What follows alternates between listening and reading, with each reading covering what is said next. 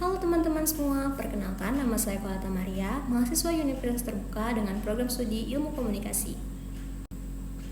Sebelumnya, saya ingin mengucapkan terima kasih kepada Ibu Umu Iva selaku tutor pada tutor saya dalam mata kuliah logika yang telah memberikan bimbingan selama proses pembelajaran berlangsung. Di video ini, saya akan menjawab soal-soal yang terdapat pada e-learning UT untuk memenuhi tugas mata kuliah logika. Saya harap penjelasan saya kali ini dapat diterima dengan baik dan dapat membantu teman-teman sekalian untuk memahami materi ini. Saya akan masuk dalam soal pertama. Soalnya adalah, term pada hakikatnya terbagi menjadi banyak jenis. Sebut dan jelaskan 3 dari macam term tersebut, sertakan juga contohnya. Baik, sebelum itu, pertama-tama kita harus mengetahui dulu nih, apa itu term. Pada dasarnya, term merupakan konsep paling penting dalam logika yang mempunyai berbagai jenis. Term dalam bahasa dan logika adalah kata atau rangkaian kata yang berfungsi sebagai subjek atau predikat dalam suatu kalimat. Dari banyaknya jenis term, saya akan mengambil 3 contoh diantaranya, yaitu yang pertama, term universal. Term universal merujuk pada seluruh lingkup atau kelas objek yang dimaksud tanpa terlewatkan, yang berarti semua entitas akan masuk dalam kelompok ini tanpa terkecuali. Contoh kalimat yang akan saya ambil adalah, semua karyawan perusahaan akan mendapatkan THR. Kata semua merujuk pada semua karyawan tanpa terkecuali.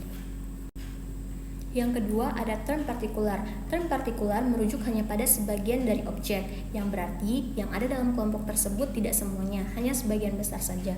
Contoh kalimat yang akan saya ambil adalah, beberapa siswa pergi ke perpustakaan. Artinya dalam kalimat ini yang dimaksud hanya beberapa siswa saja, tidak semua.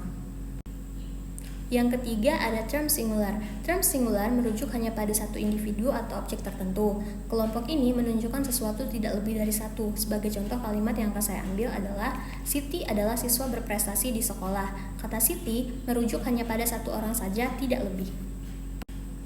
Selanjutnya saya akan masuk dalam pertanyaan kedua.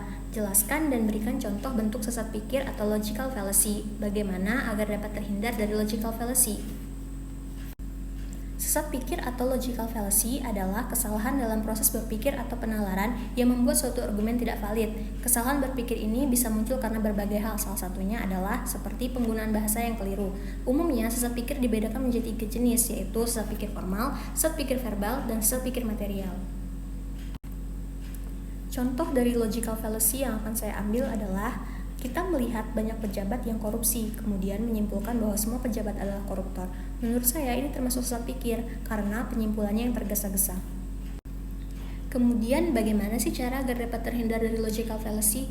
Menurut saya, logical fallacy dapat kita hindari dengan cara memahami dan mempelajari dasar-dasar logika agar kita tahu bagaimana pola pikir yang benar dan sah. Yang kedua, penting untuk berpikir kritis, teliti, dan objektif. Yang ketiga, hindari berasumsi tanpa bukti. Yang keempat, kita harus menggunakan bahasa yang benar agar tidak menimbulkan kekeliruan dalam penalaran. Demikian penjelasan video dari saya, semoga bermanfaat. Terima kasih.